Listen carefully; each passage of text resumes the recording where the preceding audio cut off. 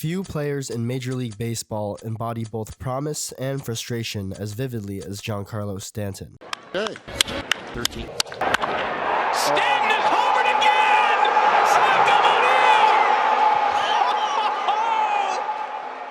A towering presence at 6'6", with a swing that seems forged in myth, Stanton was built for baseball greatness. He hits baseballs harder than nearly anyone in history, regularly exceeding exit velocities of 115 miles an hour, and accounts for many of the hardest hit balls in the StatCast era. Yet with each crack of the bat comes an almost inevitable follow-up. Long slumps followed by injury, stint after stint on the injured list. The tale of Giancarlo Stanton is one of extremes, of generational talent both fulfilled and unfulfilled. It is a story of one of baseball's most polarizing stars, where brilliance and burden coexist in one player. A paradox of the MVP slugger whose career has been as electrifying as it has been frustrating. Born on November 8, 1989 in Panorama City, California, Giancarlo Cruz Michael Stanton grew up in the Sunland Tujunga neighborhood of Los Angeles. Of mixed African-American, Irish, and Puerto Rican descent, Stanton developed into a standout athlete at Notre Dame High School in Sherman Oaks. He was so versatile that he received scholarship offers to play football at prestigious programs like USC and UCLA, primarily as a wide receiver.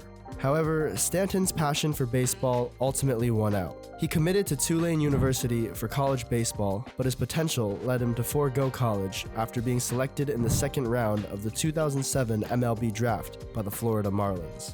His minor league tenure showcased his raw talent, including a season in 2009 with the Jacksonville Suns, where he hit 28 home runs in 129 games. Scouts were captivated by his natural power, with many projecting him as a perennial all-star well before his major league debut. By June of 2010, Stanton made his MLB debut at just 20 years old. He announced himself with a great season, finishing with 22 home runs in 100 games. His power was undeniable, with scouts and analysts quickly identifying him as a future home run champion. His exit velocities and home run distances were unlike anything the league had seen in years, and at times, it seemed he resembled a right-handed version of Babe Ruth. Stanton spent the first 8 seasons of his career with the Marlins, becoming the face of the franchise. Between 2010 and 2017, he averaged 35 home runs and 89 RBIs per 162 games. Despite inconsistent team success, Stanton's individual performances were undeniable. In 2014, he led the National League in slugging percentage and finished second in MVP voting, despite being hit in the face with a pitch late in the season. That dominance led the Marlins to sign Stanton to a record-breaking 13-year, $325 million extension in November 2014. The contract sent shockwaves through the baseball world, as at the time, it was the largest in North American sports history, surpassing Alex Rodriguez's $275 million deal with the Yankees. Though it showed faith in Stanton, the Marlins' shaky ownership and lack of sustained competitiveness made it difficult to build a contending team around him. Stanton himself later expressed frustration with the team's direction, especially after the 2015 and 2016 seasons when promising rosters failed to make the postseason. His crowning achievement came in 2017, when he exploded for 59 home runs. Stanton also tallied 132 RBIs, a .631 slugging percentage, and an OPS over 1.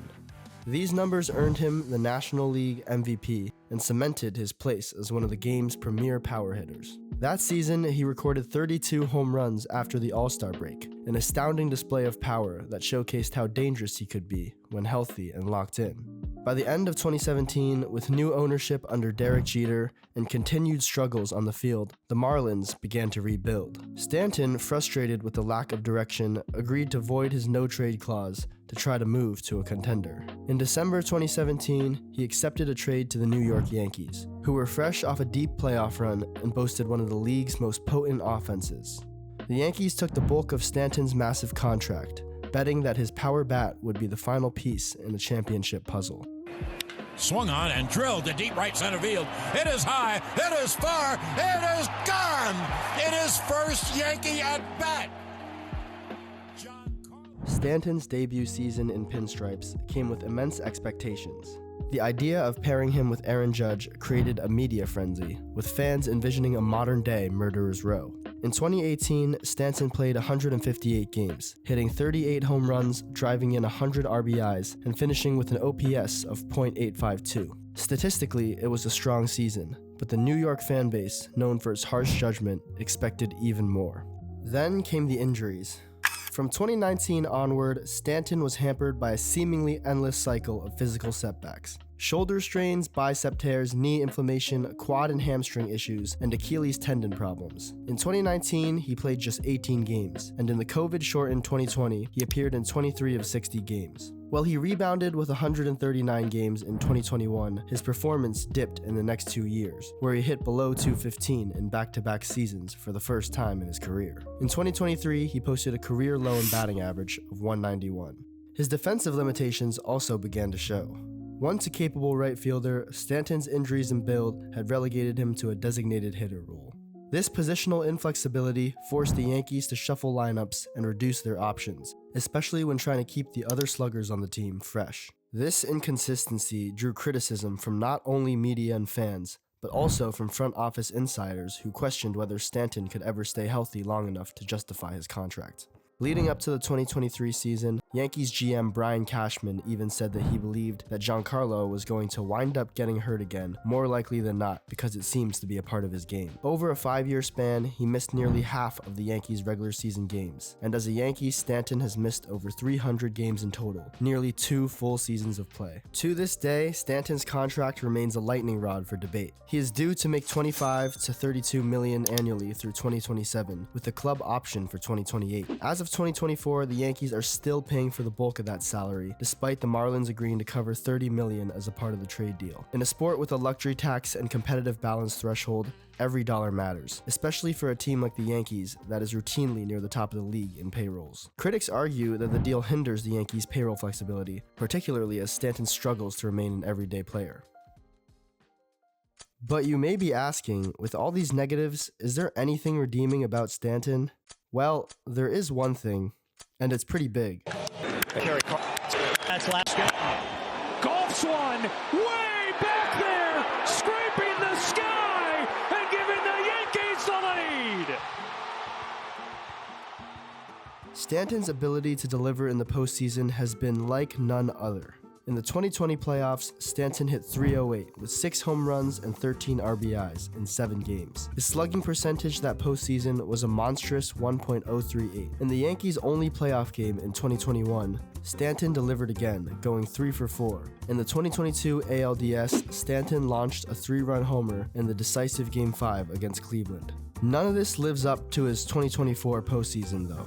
In 14 games, he posted a .273 batting average with 7 home runs and 16 RBIs. His performance in the ALCS against the Cleveland Guardians earned him the ALCS MVP title after hitting 4 home runs and driving in 7 RBI. In Game 5 of the World Series, Stanton hit his 7th home run of the postseason, setting a new Yankees franchise record for the most homers in a single postseason and tying Mickey Mantle for 3rd most career postseason home runs in team history. In short, Stanton becomes a different beast in October. His postseason OPS is .994, and he has hit 18 home runs in 41 playoff games. This level of production, albeit a small sample size, is difficult to ignore. In a postseason environment where one swing can change a series, Stanton's presence remains a potent weapon. For a franchise like the Yankees, built on championship aspirations, October performances carry disproportionate weight. Even if Stanton's regular season is inconsistent, his ability to show up when it counts can shift narratives and justify financial investment. Few players in the league have Stanton's ability to produce awe-inspiring postseason moments, and even fewer can do it under the immense pressure of New York media scrutiny.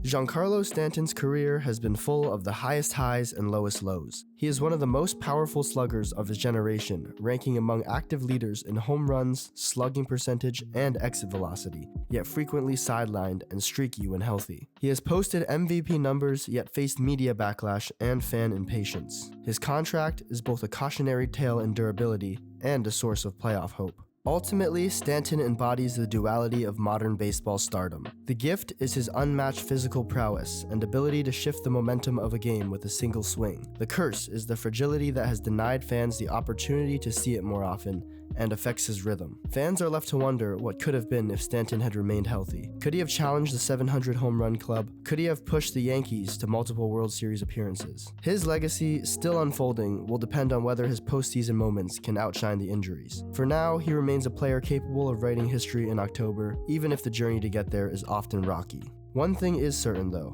the story of Giancarlo Stanton is far from over, and for better or worse, few players in baseball command attention quite like him. Whether he finishes as a Yankees legend or as a cautionary tale will depend on what comes next.